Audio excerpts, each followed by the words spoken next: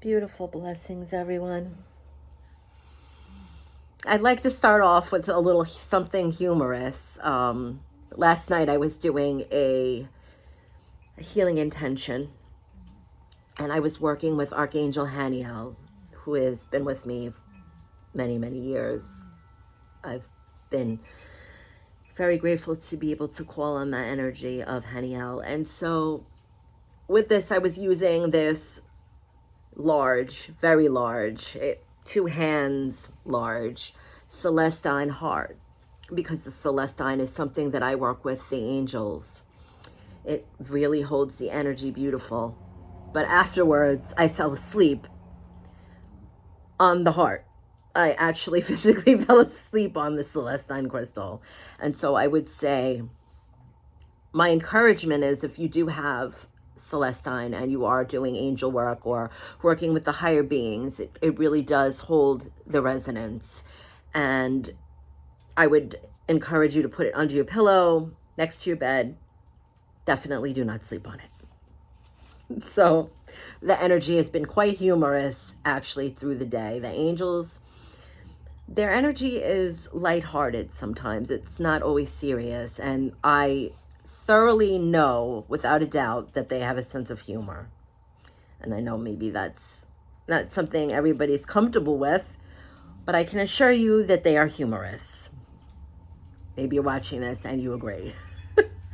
And another thing is that, and this has been coming up a lot, I actually was watching another live YouTube and it was mentioned, and I know that there's people that work with the angels that have mentioned this, but the angels want me to reiterate that we need to call on them. We need to reach out.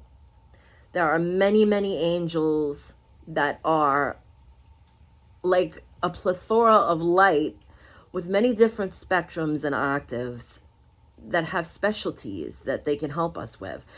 And don't think that anything is too trivial. They want us to get past that. It could be something as simple as a recipe we're trying to figure out, and we want to make our best brownies. Call on the angels.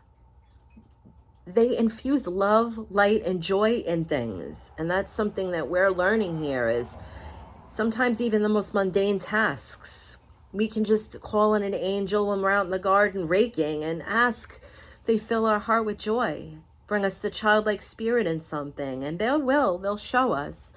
And sometimes it's with humor. So just be open and willing to that. So first, I would like to say thank you to Source for allowing me to be a medium of light.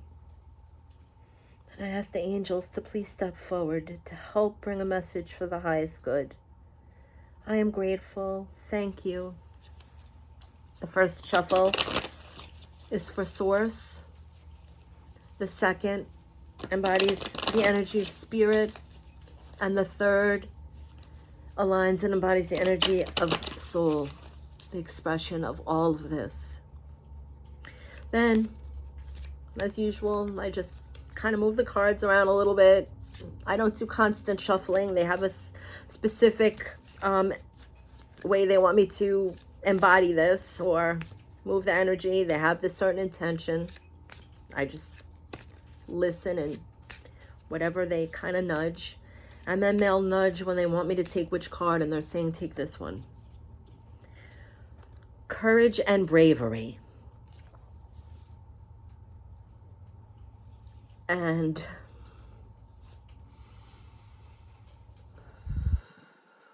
right away as I'm listening, they want to be clear that when we speak of courage and bravery, sometimes the bravest thing we can do is put down the fighting forces, the shields that we put up, the walls, or the mighty sword, the tongue, the fist. When we think of bravery, we have this stigma that we're going off into battle. Or we're brought to the idea of when someone is ill, they're brave, they're going through the motions, They're standing tall. They're rising up through battling an illness. And they want to give a different perception on this. They want us to embrace a different view. That there are many, many facets to the idea of having courage and being brave. And a lot of times these moments aren't something that's acknowledged out in the public world. We're not getting the Purple Heart or the pat on the back because we stood up to something that they would say would be courageous. And it doesn't make anything any less. There's people that are just getting out of bed in the morning is a brave and courageous act for them. And we're not measuring these things against what others are doing, because we're always going to find that we're judging. They're reminding me of an experience I had a few years ago. I had just gotten a brace for my leg because I have some physical challenges. I have some paralysis in my left leg, and I had trouble controlling how my leg was moving when I walked. So originally I was using a walker, and I wanted to be more mobile. And with this, I was going for physical therapy to pool. So I had just gotten this brace, and it was kind of like my first day with my new leg. And I was all in my head. I was worried about how am I going to get into the pool? I can't take the brace off or I'm going to fall. People are going to see me. What are they going to think? They're going to judge me right away.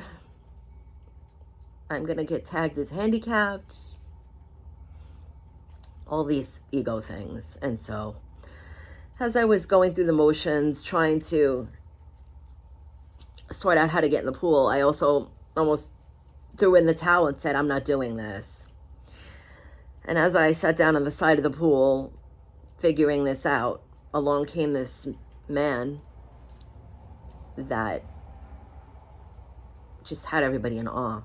I know everybody wasn't trying to look directly at him out of respect and honor, but he came into the pool, and from the waist down, he had no legs. He was walking on his hands, kind of making his way to the water. And I could see some people were looking, again, not directly, and we were all thinking the same thing. How is he going to swim? And sure enough, as you would think, he got in the water and started paddling with his hands incredibly fast. And pretty much everybody in the pool just kind of were shocked and went on their way. And I knew what that was for me, obviously. Spirit was saying, take your brace off and get in the water. The rest is up to you. Now, that man, obviously, he had bravery and courage. In my eyes, anyway. Maybe not in his. Maybe his courage and bravery he was feeling through the battle of what he went through, that he had no legs. I don't know. But the story played out in my head. The mind likes to give its own analogies to everything. And so that's exactly what came through for me, is that, wow, if he can do that, what am I worried about? What am I on about?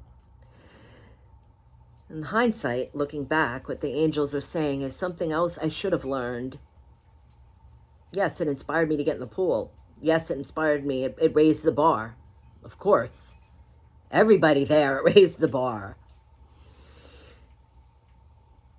But looking back on it now, holding this card, the lesson was that there was no comparison of what was braver. That was his experience and his journey. But it did what it was supposed to do. It brought me right within myself. And it doesn't matter what story I made up for him. I was still telling myself the same story. And my bravest point that day was taking off the brace and somehow making my way into the pool and swimming. And not worrying about the how and the why and the when and the where, but just getting in the pool. And so there may be some people they're bringing up that may suffer from depression, debilitating depression. And they're making their way, just getting out of bed in the morning, not even knowing exactly what's inspiring them at that point, not having an agenda, but just simply getting out of the bed. It's courageous. It's brave. And sometimes the angels are saying the most courageous and brave thing we can do is surrender. Not always putting up this big shield or carrying the sword, but surrendering and realizing that sometimes we don't have the energy in the moment to have this major intention or life-altering purpose. Sometimes the bravery and the courage is found in just surrendering and saying, I don't know what's going to happen next. I don't know what's moving me to do what I need to do. I'm just going to. And I don't even know what's going to come of it, but I'm going to try. That moment is everything. And we work so hard, the angels are saying, to get to that point on the journey where, yes, we have to rise up to the universe. We have to meet halfway. Purpose and intention are everything. But it doesn't necessarily make us courageous or brave. If we're willing sometimes to not say, you know what? I don't know how to do this. Or I'm not thinking about what the end result is. I want to get through this. That moment when we say, it's up to Source, God, the universe, how this all ends, or how I get through this. The rising up and the purpose is just stepping forward in whatever that is. And it can be on the grandest scale, like today I'm going for my chemotherapy treatment, or I'm going to walk in that office today and ask for my raise. Or it can be on the grand scale of, hey, I have dysmorphia. I don't like the way my body looks. Today, though, I'm going to try to have some nourishing food. I'm going to try to care for myself. I'm not going to look in the mirror today and find every flaw. Oh, hey, today I'm going to look in the mirror. I'm not going to avoid that. But it's not up for us to judge what someone's going through and what's the toughest thing that each of us have been through. We all have our stories, they're saying.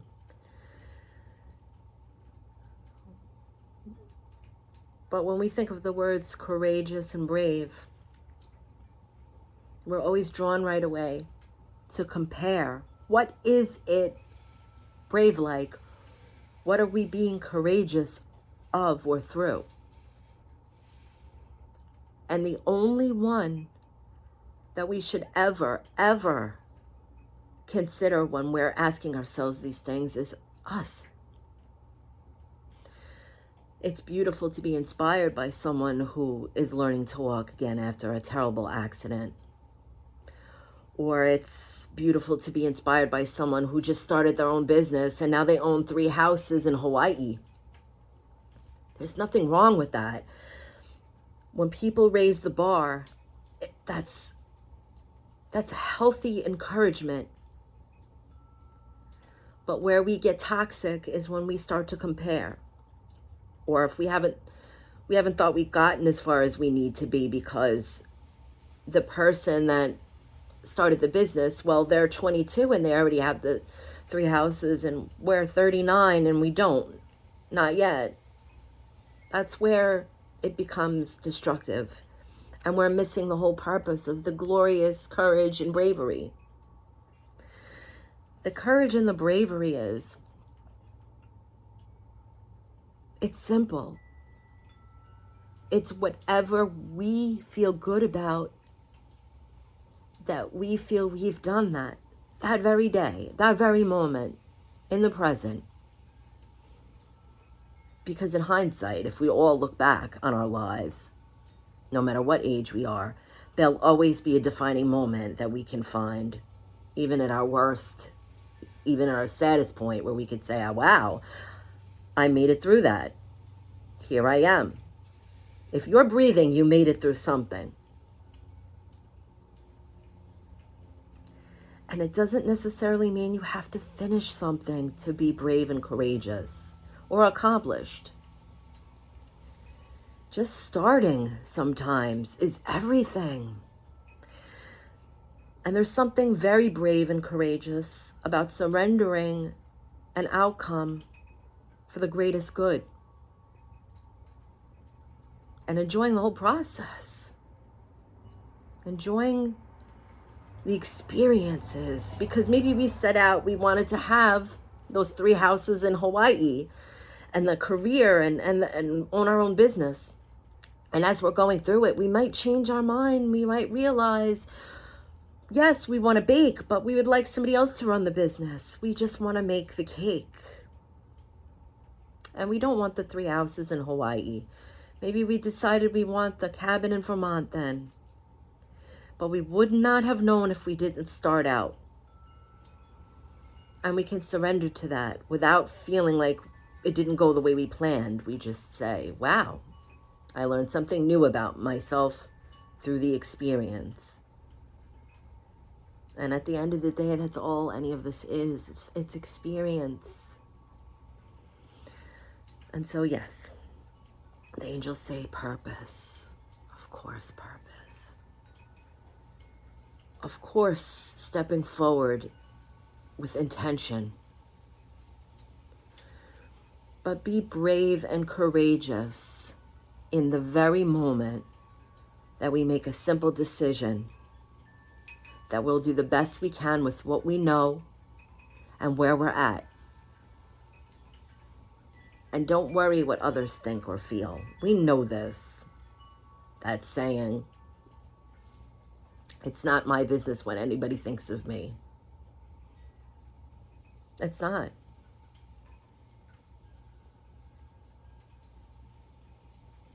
It's what we feel. Always asking ourselves, is our courage and bravery about inspiring others? Is our courage and bravery just about getting through whatever it is that we've set out to do? Is our courage and bravery based only on getting the result that we expect? Then maybe ask ourselves, can we be brave and courageous, being very present in the moment and rising up in the inner battles that we have, setting on a course to heal, to recognize things that we want to make a change with, letting go of things that doesn't serve us anymore?